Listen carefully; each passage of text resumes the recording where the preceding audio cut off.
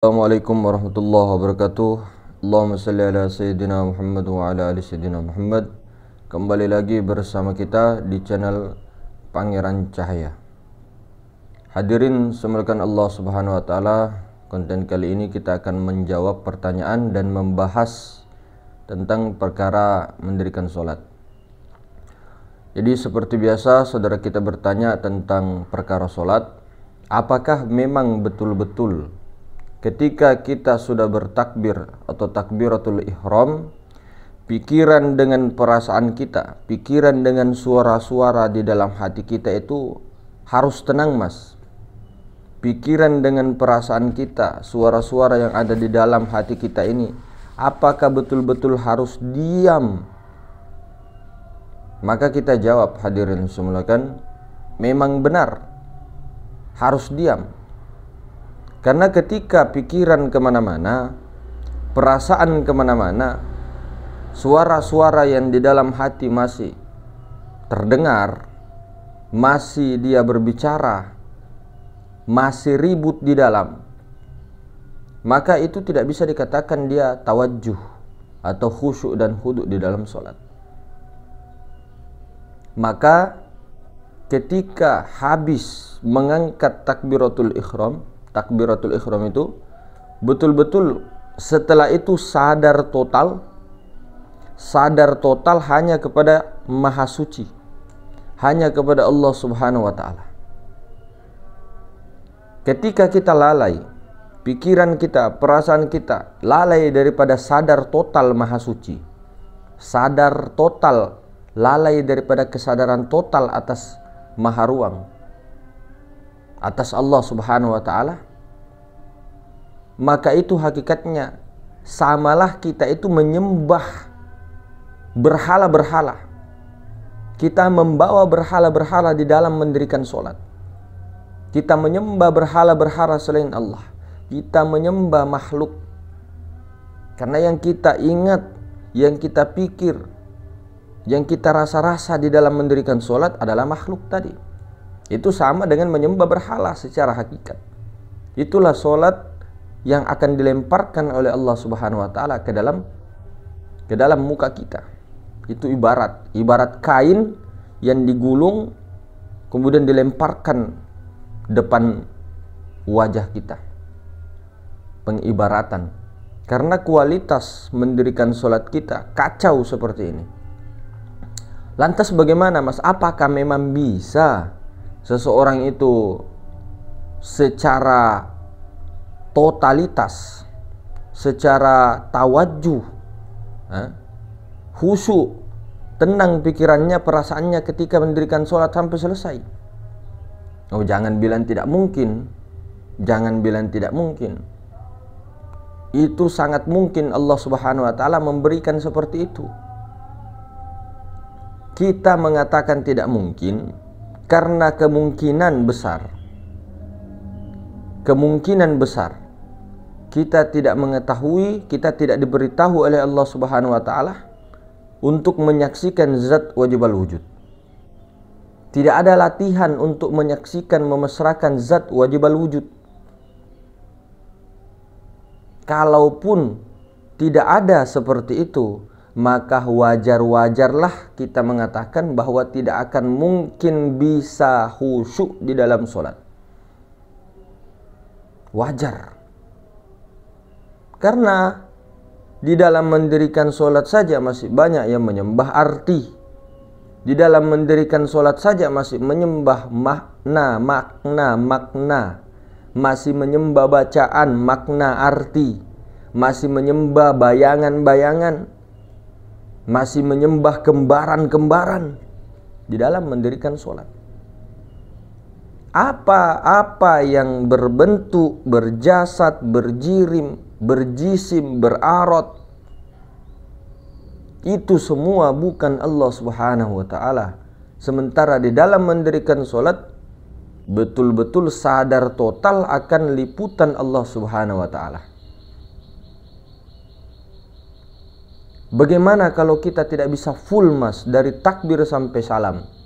Guru kita, orang tua kita kasih dua yang paling terpenting untuk di awal-awal kita mendirikan sholat. Kalau kita belum dikehendaki Allah, belum dirahmati Allah untuk sadar total kepada Maha Suci dari takbir sampai salam, ada dua yang penting. Yang pertama ketika bertakbir. Ketika takbiratul ihram, di situ mengatakan Allahu Akbar, di situ perkara ini harus full total kesadaran ke Maha Ruang. Full total kesadaran ke Maha Suci. Jangan sampai tidak sadar. Total kesadaran. Kemudian yang kedua, ketika tasyahud awal maupun tasyahud akhir, di mana asyhadu an la ilaha illallah wa asyhadu anna muhammadar rasulullah. Di sini khusyuk total, tawajjuh total, sadar total kepada Maha Suci meliputi segala sesuatu. Jangan sampai kita di dalam keadaan bertakbir dan tasyahud awal maupun tasyahud akhir ini kita lalai daripada penyaksian akan Allah Subhanahu wa taala, sadar akan Allah Subhanahu wa taala. Lantas siapa yang menyaksikan, Mas? Yang menyaksikan hakikatnya adalah Allah Ta'ala melalui sir. Jadi sir yang menyaksikan. Sir. Rahasia Allah itu yang menyaksikan Allah Ta'ala. Rahasia Allah itu yang sholat. Rahasia Allah itu yang memuji Allah. Maka itulah dikatakan Allah Ta'ala memuji dirinya dengan tajalli dirinya sendiri, mengenal dirinya dengan dirinya sendiri, yaitu dirinya itu yang rahasia itu. Tajalli dirinya itu yang rahasia itu. Yang rahasia itulah yang mendirikan sholat. Jangan sampai kita yang sholat, jangan sampai kita yang mendirikan sholat, jangan sampai kita yang berzikir, jangan sampai kalau ada kita membawa diri najis batinlah kita. Najis inilah yang tidak bisa disucikan dengan air, tidak bisa disucikan dengan susu, tidak bisa disucikan dengan apapun. Kalau tidak dikembalikan hak itu, kalau tidak pernah kita ini mengupgrade tauhid kita, tidak akan bisa suci daripada kesyirikan itu. Karena kesyirikan ini harus betul-betul di-upgrade, harus betul-betul selalu dikaramkan dengan Allah Subhanahu wa taala supaya sukses di dalam tauhid total tadi. Bagaimana di dalam betul-betul petunjuk itu selalu sadar di dalam Maha Suci Allah Subhanahu wa taala, yang dimana kesadaran Maha Suci tersebut itu adalah sirnya sendiri, rahasianya sendiri, yang sadar kepada Allah, yang mengingat Allah, yang memuji Allah Subhanahu wa taala. Jangan sampai kita itu selalu membawa diri di dalam mendirikan sholat. Maka inilah yang terus dilatih. Guru-guru kita latih dengan sholat tasbih, sholat sunnah, dilatih mendirikan sholatnya. Nanti lama-lama ketika kesadaran totalnya kepada Maha Suci di dalam sholat, fanafillahnya kepada Maha Suci di dalam sholat, maka akan lama-lama waktunya yang dulunya tidak pernah mengingati Allah di dalam sholat ataupun sadar Allah di dalam sholat, maka dia akan diberikan rahmat oleh Allah Subhanahu wa taala untuk sadar Allah di dalam mendirikan sholat. Latihannya di luar mendirikan sholat, latihannya di luar itu selalulah senantiasa melatih daripada zikrullah, melatih sadar Allah di luar sholat itu. Di antara sholat ini, di antara subuh dan duhur, antara duhur dan asar, antaranya ini dijaga waktu-waktu antara ini. Waktu antara ini yang penting ini. 1 kali 25 jam. Satu kali 25 jam antaranya ini. Nah, antaranya ini yang perlu juga dijaga supaya kualitas sholat 5 waktu yang ditentukan itu bisa betul-betul total kepada Allah, tawajjuh, khusyuk dan khudu kepada Allah Subhanahu wa taala. Nah, minimal untuk pertama-pertama dua itu, ketika takbiratul ihram dengan tasyahud awal maupun tasyahud akhir. Asyhadu an la ilaha illallah wa asyhadu anna Muhammad Rasulullah. Betul-betul sadar total. Tidak ingat apa-apa, tenang, pikiran tenang, perasaan tenang. Nah, nanti luar biasanya kalau sudah mulai dari takbir sampai salam, betul-betul sadar total. Tidak ada pikiran tenang, perasaan tenang. Makanya ini pikiran dan perasaan ini dilatihnya dengan mendirikan sholat, dilatihnya di luar sholat, dilatihnya dengan khalwat, dilatihnya dengan zikir. Nah, tapi kita ini berzikir, semakin berzikir, meskipun di tempat sepi, di dalam kelambu, tapi yang diingat makhluk. Masuk alam jin makhluk, masuk ke sana makhluk, ketemu ini makhluk. Kenapa makhluk terus? Nah, kalaupun dipertemukan Allah dengan makhluk, itu tembuskan lagi kepada Allah Ta'ala. Tapi kebanyakan kita, pikiran kita, perasaan kita ke makhluk. Kita ini niatnya dulu yang pertama sekali, ketika ingin suluk, ketika ingin khalwat, niatnya apa? Kalau niatnya masuk alam jin, silahkan. Kalau niatnya masuk alam malakut, silahkan. Tapi kalau niatnya ilahi anta maksudi, engkau zat yang ku maksud, kalau ada begitu niatnya, engkau zat yang ku maksud, jangan lagi tertarik, tertuju kepada yang bukan zat, yang laisa itu. Masuklah dalam kelambu, ketika ada itu nafikan, isbatkan lagi kepada zat.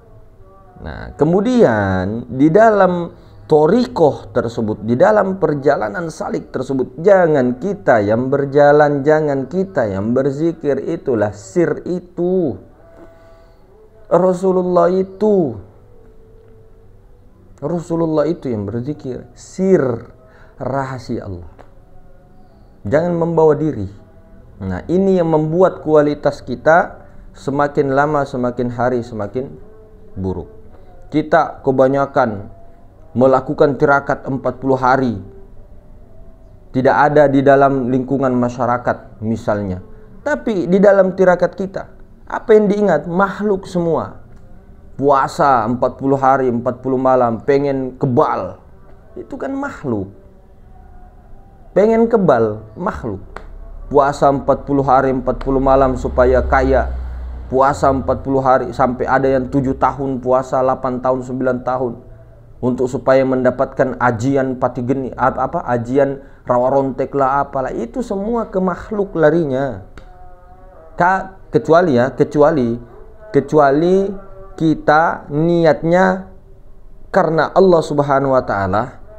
Kalau niatnya karena Allah Subhanahu wa taala, jangan sampai pikiran kita, perasaan kita ke situ. Jangan sampai lari ke situ. Kecuali memang kita itu niat untuk ke sana, ya silakan. Tapi kalau ilahi anta maksudi, jangan kanan kiri, jalannya lurus. Ilahi anta maksudi itu lurus, tidak belok. Nah, disinilah gunanya ada saling mengingatkan biasanya. Itulah juga gunanya yang mursyid ruhani, untuk mengingatkan, jangan kau belok di sana, lurus lagi, kembalikan lagi, itikatkan lagi, diingatkan lagi, niat lagi. Niat yang paling penting itu, Pak. Ketika niat di dalam perjalanan itu pun, itu diperbarui lagi. Nah, supaya kita ini tidak betul-betul diculik oleh iblis. Ini iblis. Nah, kalau niatnya, saya ulang, kita sama-sama mengingatkan, kalau niatnya ilahi anta maksudi, tetaplah lurus kepada siratul mustaqim, kepada Allah Subhanahu wa taala. Jadi seperti itu kurang lebih. Untuk perkara ini kita ulang kembali ya, bahwa di dalam mendirikan sholat memang sejogjanya, seharusnya pikiran tenang, perasaan tenang. Jadi kita sama-sama belajar.